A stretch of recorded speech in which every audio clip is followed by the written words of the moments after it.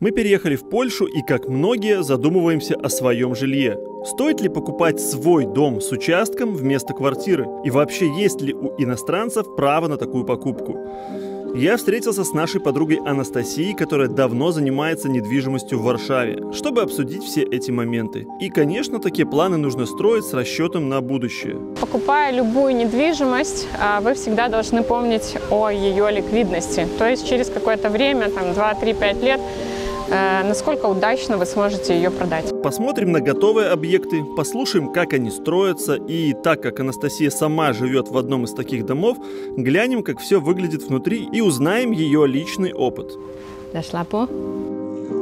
Практически в каждом пригороде Варшавы строятся вот такие оседли сегментов, да, близняков. В принципе, у них разный метраж, разные условия, да, но очень часто бывает такое, что не нужно разрешение для иностранцев. Об этом мы поговорим позже.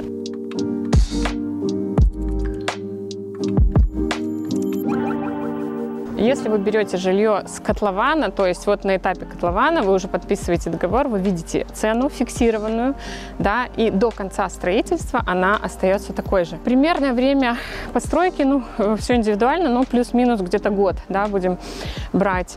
За этот год цены на это же жилье увеличиваются, и в конце строительства эти дома уже будут продаваться совершенно по другой цене, гораздо дороже. Именно эта застройка – это 14 домов двулокаловых, то есть это такие же сегменты, поделенные на два, то есть на две семьи. Примерно 100-110 метров квадратных каждый сегмент, со своим отдельным входом, с въездом в гараж, отопление, канализация центральная, стоимость 900 с хвостиком. Плюс-минус надо узнавать. И вот таких застроек, в принципе, много в пригородах Варшавы. Я с очень многими девелоперами сотрудничаю, знаю, на каком этапе строительства, когда сроки сдачи. И этот застройщик проверенный, так как мой дом от этого же застройщика. Подождите, у Насти свой дом от этого застройщика, а мы ходим тут, снимаем какие-то коробки, фундаменты, недостроенные здания. Порядок. Итак, я напросился к Насте в гости, чтобы она рассказала, показала нам самый классный вариант жилья в Польше по ее версии. Вот, мы сами думаем, мечтаем о доме. Настя живет в таком замечательном жилье. Пойдемте посмотрим. Добро пожаловать, проходите. Это так называемый близняк, то есть дом-близнец. Получается, одна часть у нас, другая часть у соседей, но это один большой дом с отдельным входом, с отдельными гаражными воротами. Да, бывает иногда место под гараж в таких вариантах. То есть это отдельный сегмент с небольшим огрудком. Здесь где-то 260 квадратов. В принципе, этого хватает для того, чтобы погулять, поиграть, устроить гриль, попить кофе, да, принять гостей. Ну и какое-то все-таки свое пространство, да, побыть на природе, посадить какие-то растюшки, любоваться ими. Это оседлие практически из одинаковых метражом близняков, да, у некоторых есть разница там в окнах или там в гараже, но фактически они все одинаковые. Да, может бабоса поснимать, он фотогеничный. Барбоска. Да, мой хороший. Да, мой бармалей. Мой пельмень. Дошла по? Ну, а лапу кто давать будет? Барбос! Вот, скажи, чухай меня, мама. Чухай меня. Да, скажи, никакой лапы я давать не буду. И вот раздолье для собачек, для детей тоже, конечно, свой участок – это большой плюс. Кстати, Настя помогала искать нам арендное жилье, как только мы сюда переехали в Варшаву полгода назад. Очень быстро, оперативно подобрала нам очень крутой вариант. Мы довольны. Кстати, обзор, рум-тур нашей квартиры есть на канале. Там мы рассказываем, как искали, все варианты показываем. В общем, интересная история. Это я к тому, что если кому-то нужно в Варшаве найти жилье, то Настя супер крутой агент, который поможет вам это сделать. И что очень важно, у нее очень крутая цена на ее услуги. И Плюс к этому она делает скидку для наших друзей, подписчиков. После видео про рум-тур ей пишут много наших зрителей, и она уже многим людям после нас нашла жилье. Так что, если нужно, обращайтесь, контакты в описании. Буквально 3 месяца назад здесь было вот такое поле с какими-то кустами, все заброшенное. За 3 месяца у нас поменялась картинка. Поляки очень быстро строят, они всегда укладываются в сроки. Все четко. И вот вы можете посмотреть, что уже возводится 2-й этаж. Дальше посмотрим, уже идет начало строительства крыши. То есть, несмотря на то, что как бы уже не сезон, да, они начали где-то в начале августа, но так как нет больших заморозков и перепада температур, они строят всегда. Причем работают реально там с 7 утра и до темноты. Поэтому все четко, красиво и в срок. Слушай, можешь в будни приехать, потому что сейчас все закрыто, вообще тишина, а я тут говорю о том, что активно идет стройка. Сегодня же выходной, сегодня этот день всех святых. Да, день поминания дяды. Гробы у них называются, у нас дяды. По планировке 1-й этаж это 40 квадратов. Ни много ни мало, но здесь достаточно просторно. Там у нас кухня, опять-таки она немножечко как бы отделена, но тоже всего хватает. И не чувствуешь того, что тебе не хватает места.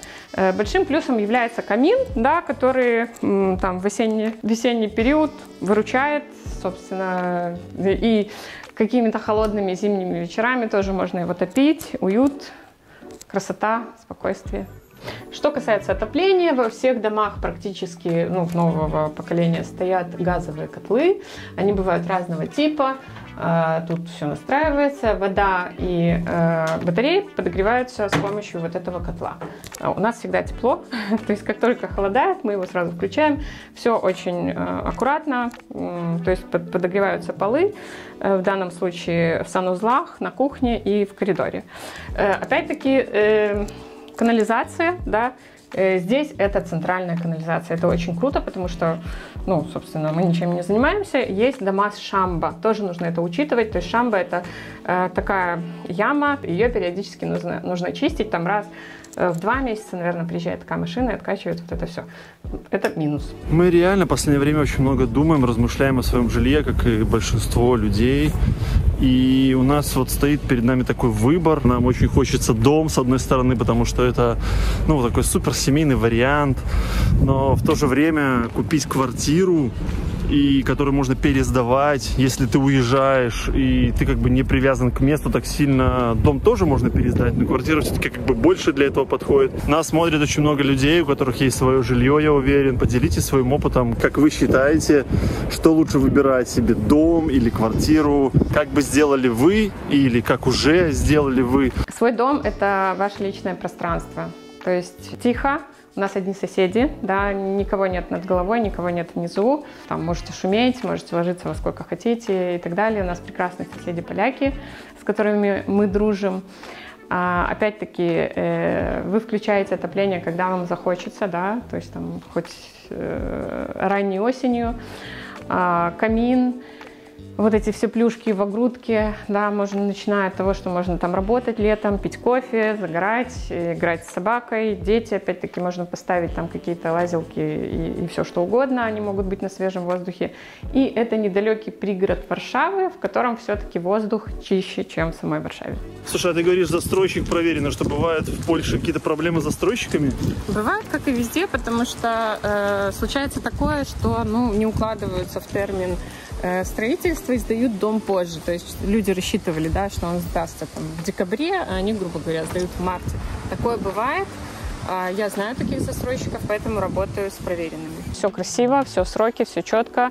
5 лет гарантии у них идет, и они, собственно, все исправляют. То есть к ним вообще нет вопросов никаких. Например, у соседей дом дал усадку, да, со временем, там через год пошла трещина на стене, приехали ребята, все устранили, все это входит в гарантию. То есть если где-то у вас окно не закрывается или там вот эти огромные тяжелые двери балконные, тоже у многих были с ними вопросы. Ребятки приезжают, все делают, все красиво, все бесплатно. То есть 5 лет это все дает гарантию. В принципе, это такой же сегмент, вот с огрудком, да, он небольшой, этот огрудок, как бы больше и не надо, потому что не надо косить. Вот тут место для гриля, попить кофе с утра. На этот сегмент не нужно разрешение, то есть он выглядит точно так же, как и там близняки и дома, на которые нужно разрешение, но документы у них разные, то есть этот сегмент идет по документам как локал мешкальный, то есть как квартира. И здесь не нужно получать разрешение от МВД, то есть не нужно ничего выкупать и нет никакой близлежащей дороги, например, которая бывает по документам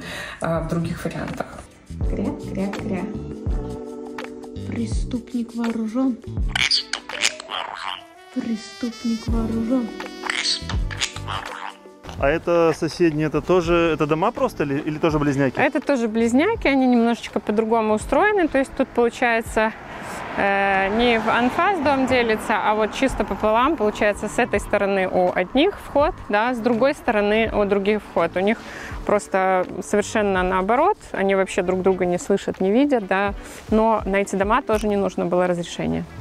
Получается вопрос самый главный. Я как иностранец, приехавший сюда, проживая здесь, без паспорта Польши, могу себе купить такого близняка или нет?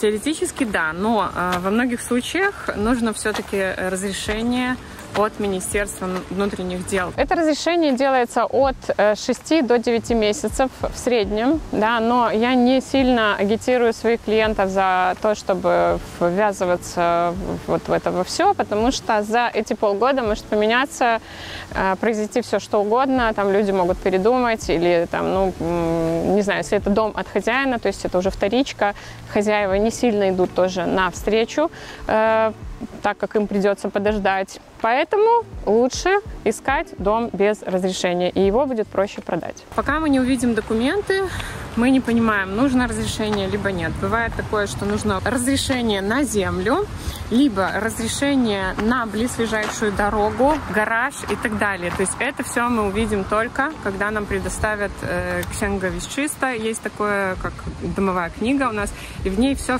прописано, все вот эти вот нюансы. Ребят, я буду с Настей ездить сейчас на обзоры домов, вот таких объектов, которые только что мы вам показывали. Будем смотреть уже объекты, которые готовы к сдаче. Будем смотреть внутри, как это выглядит, потому что нам реально самим это очень актуально и интересно.